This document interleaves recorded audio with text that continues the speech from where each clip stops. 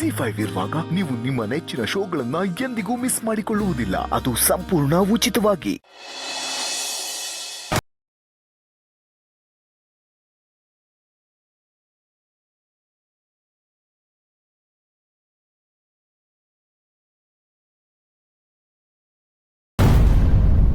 ನನ್ನ ರೂಮಲ್ಲಿ ಏನ್ರಿ ಮಾಡ್ತಾ ಇದ್ದೀರಾ?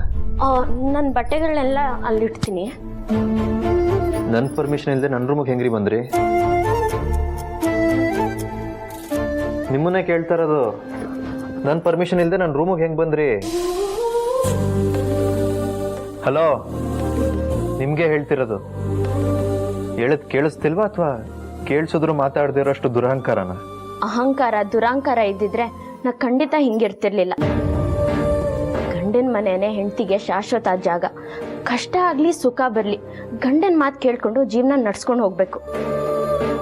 ಗಂಡನ ಮನೇಲಿ ಒಬ್ರಿಂದ ಒಬ್ರಿಗೆ ತಂದು ಹಾಕೋದಾಗ್ಲಿ, ಗಂಡಂಗೆ ಸುಳ್ಳು ಹೇಳಿ ತಾನು ಬೇಕಾಗಿದ್ದನ್ನ ಪಡ್ಕೊಳ್ಳೋದಾಗ್ಲಿ ನಮ್ಮ ಅಪ್ಪ ಅಮ್ಮ ನಂಗೆ ಹೇಳ್ಕೊಟ್ಟಿಲ್ಲ.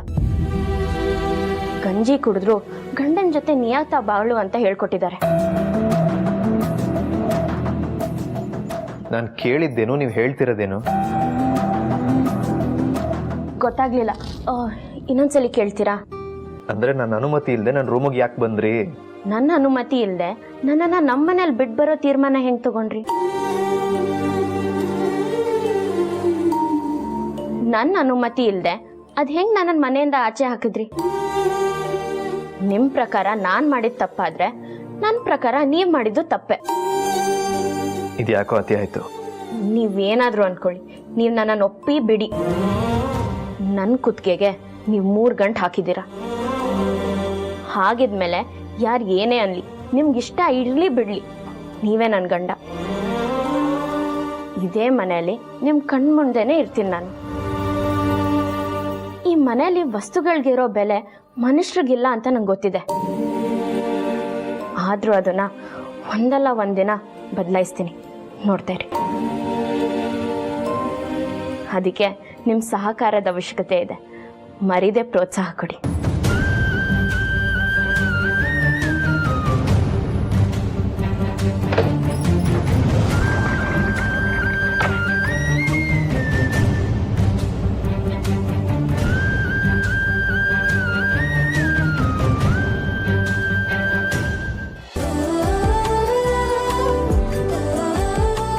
ದೀಪಾ, ಕಂಗ್ರಾಟ್ಸ್.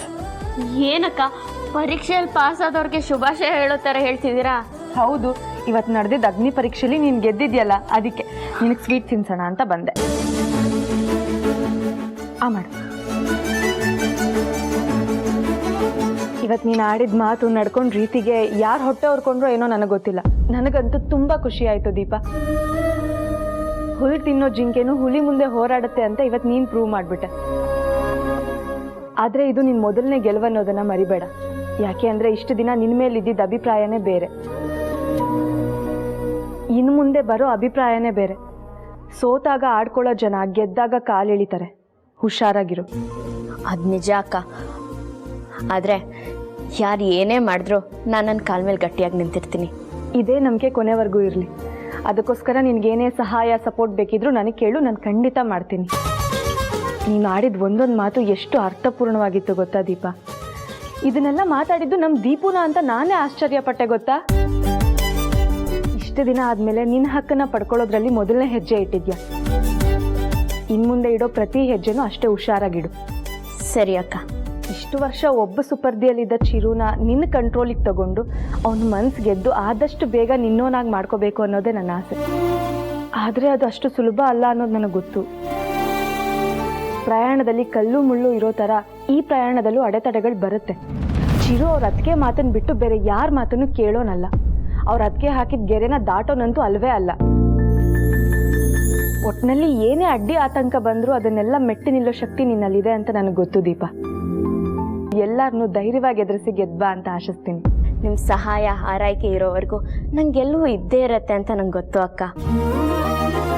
ನಾನು ಸೌಂದರ್ಯ ಮೇಡಮ್ ಅವ್ರ ವಿರುದ್ಧ ಮಾತಾಡಿದಾಗ ಇಡೀ ಮನೆಯವರಲ್ಲಿ ನೀವೊಬ್ಬರೇ ನಂಗೆ ಪ್ರೋತ್ಸಾಹ ಕೊಟ್ಟಿದ್ದು.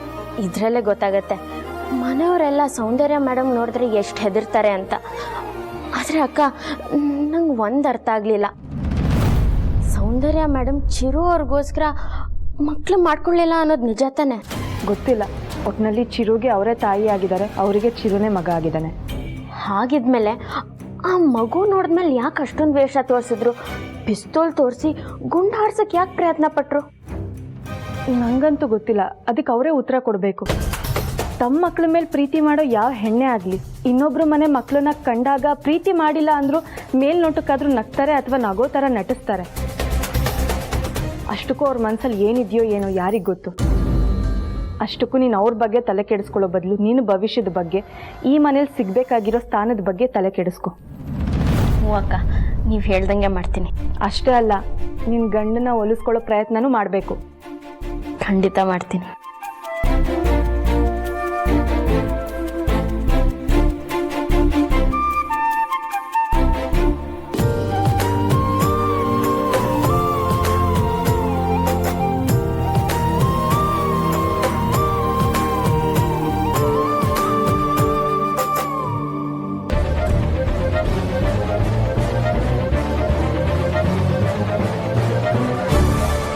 ಮಗಳೇ, ಇವತ್ತು ನನಗೆಷ್ಟು ಖುಷಿ ಆಗ್ತಿದೆ ಅಂದರೆ ನನಗೆ ಏನು ಮಾತಾಡಬೇಕು, ಹೇಗೆ ಎಕ್ಸ್ಪ್ರೆಸ್ ಮಾಡಬೇಕು ಅಂತಲೇ ಗೊತ್ತಾಗ್ತಾ ಇಲ್ಲ.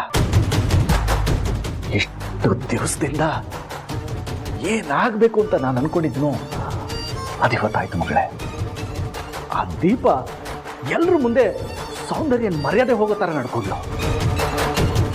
ಚಿರು ಕೈ ಹಿಡ್ಕೊಂಡು ಸೇರು ಓದ್ಬಿಟ್ಟು ಮನೆ ಒಳಗೆ ಹೇಳ್ಕೊಂಡು ಬದಲು ಗೊತ್ತಾ.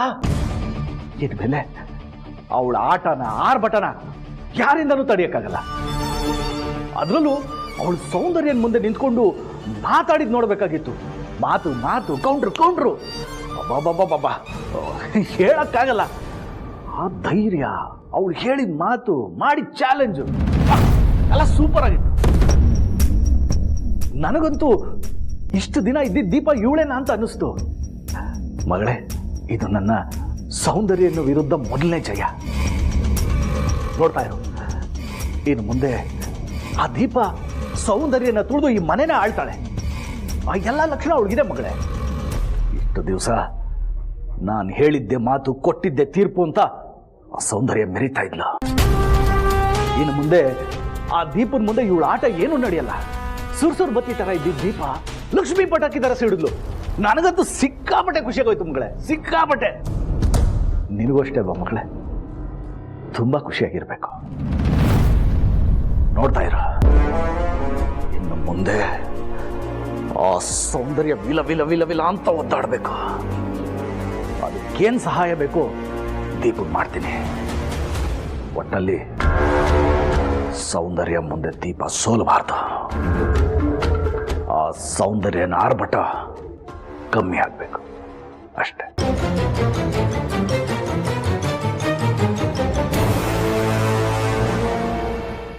ZEE5 ಆಪ್ ಡೌನ್ಲೋಡ್ ಮಾಡಿ ಎಲ್ಲಾ ಸಂಚಿಕೆಗಳನ್ನು ಸಂಪೂರ್ಣ ಉಚಿತವಾಗಿ ನೋಡಿ.